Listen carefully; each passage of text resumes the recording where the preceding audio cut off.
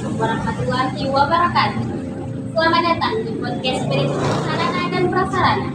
Perkenalkan, saya Aida Pramudia Fitratunada dari Prodi Manajemen Pendidikan Islam yang akan menemani Anda untuk membahas bagaimana fasilitas di Unit Maulana Malik Ibrahim Malang dikelola, dirawat, dan dimanfaatkan, mulai dari Mahat hingga Taman Kampus. Baik teman-teman semua, kali ini saya tidak sendirian.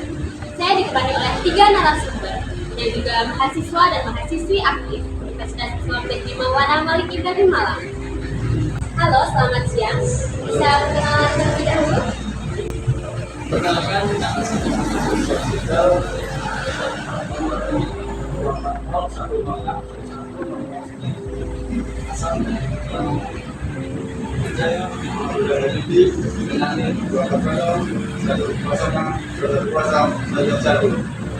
saya dari Banyuwangi.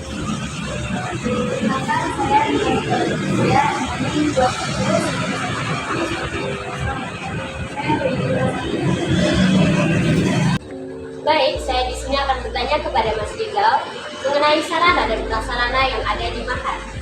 Oke, Mas Rizal, bisa dijelaskan bagaimana deskripsi singkat tentang fasilitas yang ada di Mahat? Baik, untuk deskripsi fasilitas di Mahat tadi terdapat kamar tidur dan juga ada kamar mandi. Untuk kamar tidur terdapat 50 kamar tidur di setiap bangunan, yang berukuran kurang lebih dari 6 kali 6 kali. Kemudian di dalam kamar tidur tersebut terdapat ranjang tidur, kasur, bantal, meja, kaca, wastafel, dan lain-lain. Kemudian di kamar mandi terdapat 24 kamar mandi kurang lebih setiap bangunan yang berukuran sekitar 1,5 kali 1,5 meter setiap kamar mandi. Dan di dalamnya terdapat bak mandi, gayung, dan jahitan baju. Baik, kemudian bagaimana pemeliharaan fasilitas yang ada di Mahat? Baik, untuk sistem pemeliharaannya, untuk kamar tidur biasanya kita membuat jadwal weekend, kemudian melakukan tugas menyapu setiap pagi dan sore, mengepel setiap hari, tiap 3 hari sekali, dan membersihkan secara laba-laba tiap 1 bulan sekali. Kemudian sistem pemeliharaan di kamar mandi, untuk pemeliharaannya, kamar mandi yang membersihkan adalah petugas kebersihan dari Mapena, dan pembersihannya setiap 1 bulan sekali. Kemudian peralatan apa saja yang ada di Mahat? Untuk kelengkapan peralatan di dalam kamar tidur terdapat ranjang tidur, kasur, bantal, kipas angin, meja, lemari pakaian, cermin, dan rak sepatu. Menurut saya peralatan tersebut sudah layak dan memenuhi standar karena peralatan tersebut telah memenuhi kebutuhan saya sebagai mahasiswa. Kemudian di dalam kamar mandi terdapat bak mandi, gayung, dan gantungan baju. Menurut saya sudah memenuhi standar karena alat-alat tersebut sudah sangat membantu aktivitas mandi saya. Lalu, bagaimana penggunaan sehari-hari fasilitas yang ada di Mahat? Oke, untuk penggunaan sehari-hari, kamar tidur biasanya saya gunakan untuk istirahat, belajar, merapikan diri, dan yang terakhir menyimpan barang-barang pribadi.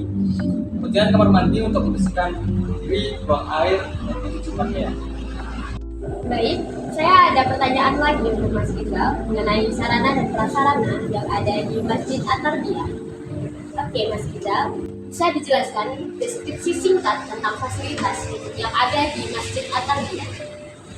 Baik, untuk tempat di Masjid At-Tarbiyah, deskripsi fasilitas terdapat ruang ibadah yang berukuran kurang lebih 20 kali 13 meter, yang di dalamnya terdapat karpet, kipas angin, mikrofon, mimbar, Al-Quran, dan Al-Quran.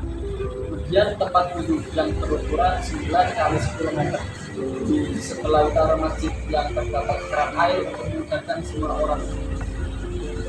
Kemudian bagaimana pemeliharaan fasilitas yang ada di Masjid At-Tarbiyah? Baik, untuk sistem pemeliharaannya, ruang ibadah dibersihkan atau dipelihara oleh staf-staf kebersihan setiap pagi dan sore. Setiap kebersihan bersihkan kotoran dikarenakan menggunakan penyemprot debu biasanya. Dan untuk bagian teras masjid dibersihkan dengan sapu dan bedak. Kemudian untuk sistem pemeliharaan tempat pemeliharaan dengan pengecekan keran air untuk mengetahui apakah ada keran air yang rusak atau tidak. Lalu, bagaimana kelengkapan peralatan yang ada di masjid At-Tarbiyah? Baik, untuk kelengkapan peralatan di ruang membaca terdapat karpet, kipas angin, mimbar, sajadah, Al-Quran, dan Al-Quran, kemudian AC. Kemudian di dalam tempat wudhu terdapat keran air untuk penggunaan sehari-hari. Dan yang terakhir, bagaimana penggunaan sehari-hari fasilitas yang ada di masjid At-Tarbiyah? Baik, untuk penggunaan sehari-hari, ruang ibadah digunakan untuk sholat berjamaah, untuk membaca Al-Quran, untuk berzikir, dan wirid, kajian agama, dan majelis ilmu.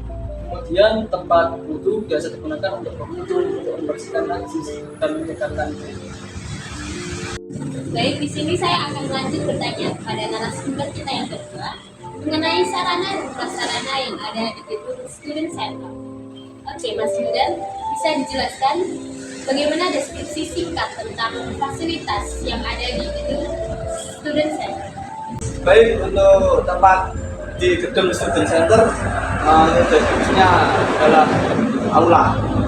Aula itu yang berukuran 2000 meter persegi, yang di dalamnya terdapat kursi, meja, panggung, layar proyektor, dan juga tribun kanan, kiri maupun bawah. Dan juga ruang organisasi yang berukuran kurang lebih 6,5 meter, yang di dalamnya terdapat barang-barang bekas organisasi, barang atau berkas organisasi. Tentunya yaitu seperti lemari, meja, dan juga kursi. Lalu bagaimana pemeliharaan fasilitas yang ada di gedung Student Center? Baik, untuk pemeliharaan di aula tersebut yaitu dilakukan pembersihan secara rutin yang dilakukan oleh staf-staf pembersihan seperti menyapu, ngepel, dan juga mengecek atau melakukan pengecekan fasilitas seperti pencahayaan, kondisi meja ataupun kursi. Untuk ruang organisasi dimulai dari kebersihan dan kerapian ruangannya, perawatan fasilitas dan peralatannya, hingga pengelolaan inventaris dan pernyataan hasil. Kemudian, kelengkapan peralatan apa saja yang ada di gedung Student Center? Oke, untuk kelengkapan peralatan yang ada di aula terdapat meja, kursi, panggung, layar proyektor, dan tribun kanan, kiri maupun bawah yang digunakan untuk duduk peserta atau wali mahasiswa.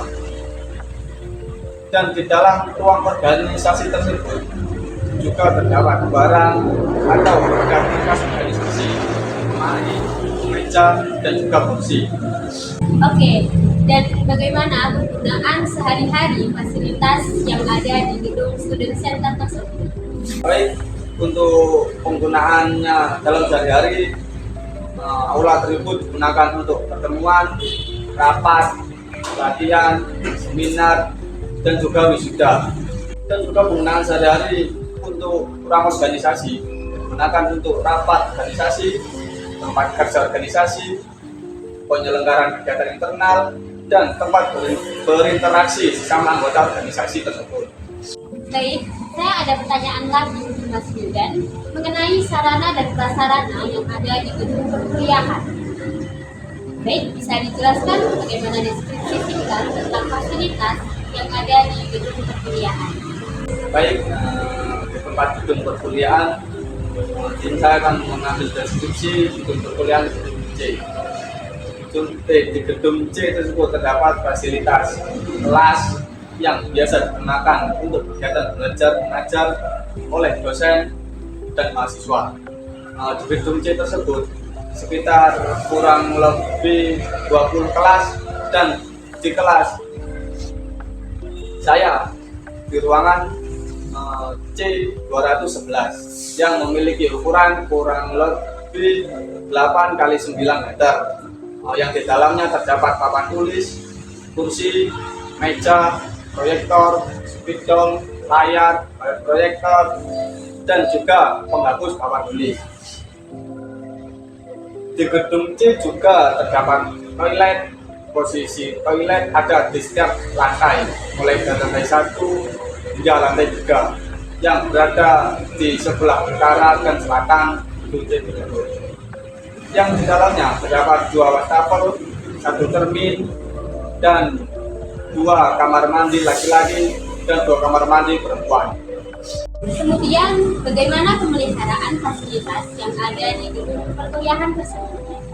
Sistem pemeliharaannya kelas itu dilakukan pembersihan secara rutin yang dilakukan oleh staf kebersihan seperti menyapu, mengepel, dan juga mengecek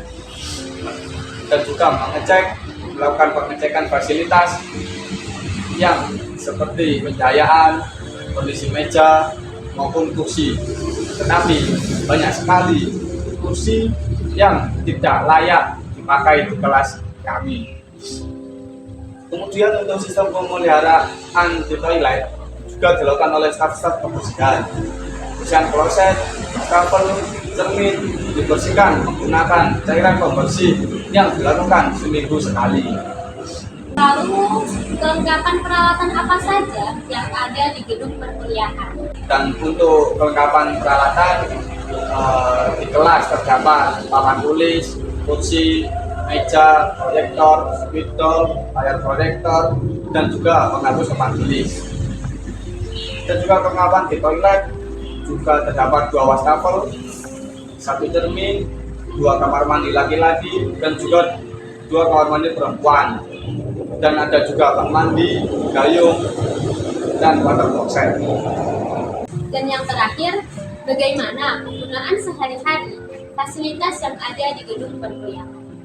Untuk penggunaannya sehari-hari di kelas itu digunakan untuk proses belajar mengajar, interaksi dengan teman, pengembangan diri, dan juga bisa buat tempat diskusi.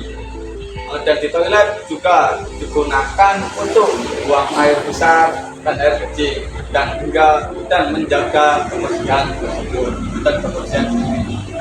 Lalu, di sini saya akan lanjut bertanya kepada narasumber kita yang ketiga mengenai sarana dan prasarana yang ada di perpustakaan. Baik, Mbak Farah, bisa dijelaskan deskripsi singkat tentang fasilitas yang ada di perpustakaan? Baik, di sini saya akan mendeskripsikan fasilitas di perpustakaan. Di perpustakaan terdapat fasilitas tempat membaca. Di perpustakaan UIN Malang banyak sekali model tempat baca yang unik, mulai dari tempat duduk melingkar, tempat duduk sofa, tempat duduk kayu, sampai tempat duduk lesehan. Di perpustakaan UIN Malang juga terdapat ruang diskusi. Ruang diskusi ini digunakan untuk berdiskusi, pertukaran ide dengan teman. Ruang diskusi di perpustakaan terdapat berbagai fitur, dan dalamnya terdapat beberapa kursi, meja panjang, proyektor, dan AC. Kemudian, bagaimana pemeliharaan fasilitas yang ada di perpustakaan tersebut? Untuk sistem pemeliharaannya, perpustakaan dilakukan pembersihan secara rutin yang dilakukan oleh staf kebersihan, seperti membersihkan meja dan kursi yang kotor, kemudian mengembalikan dan menata buku yang berantakan di meja atau yang lainnya. Kemudian untuk sistem pemeliharaan ruang diskusi juga dilakukan oleh staf kebersihan, seperti membersihkan meja dan kursi yang kotor, kemudian mengembalikan dan menata meja dan kursi yang berantakan. Lalu, kelengkapan peralatan apa saja yang ada di perpustakaan? Untuk kelengkapan peralatan di perpustakaan UIN Malang ini terdapat tempat duduk melingkar, tempat duduk sofa, tempat duduk kayu, tempat duduk lesehan, dan meja. Dan di dalam ruang diskusi terdapat beberapa kursi, meja panjang, proyektor, dan AC. Dan bagaimana penggunaan sehari-hari fasilitas yang ada di perpustakaan? Kemudian untuk penggunaan sehari-hari, di perpustakaan ini digunakan untuk membaca dengan tenang dan memilih materi bacaan. Dan di ruang diskusi digunakan untuk kerja kelompok atau tugas kuliah, rapat atau pertemuan, belajar bersama, dan kegiatan komunitas. Saya ada satu pertanyaan lagi untuk Mbak Farah mengenai sarana dan prasarana yang ada di Taman UIN Malang. Baik, bisa dijelaskan bagaimana deskripsi singkat tentang fasilitas yang ada di Taman UIN Maulana Malik Ibn Malang? Untuk deskripsi di Taman UIN Malang. Di Taman UIN Malang ini terdapat fasilitas tempat duduk. Tempat duduk ini adalah fasilitas umum yang dirancang untuk memberikan tempat istirahat sejenak bagi pengunjung, mahasiswa maupun dosen di taman. Di UIN Malang ini tempat duduk ada yang terbuat dari kayu dan ada yang terbuat dari beton yang juga memiliki banyak macam-macam ukuran. Ada yang pendek dan ada yang panjang. Di taman ini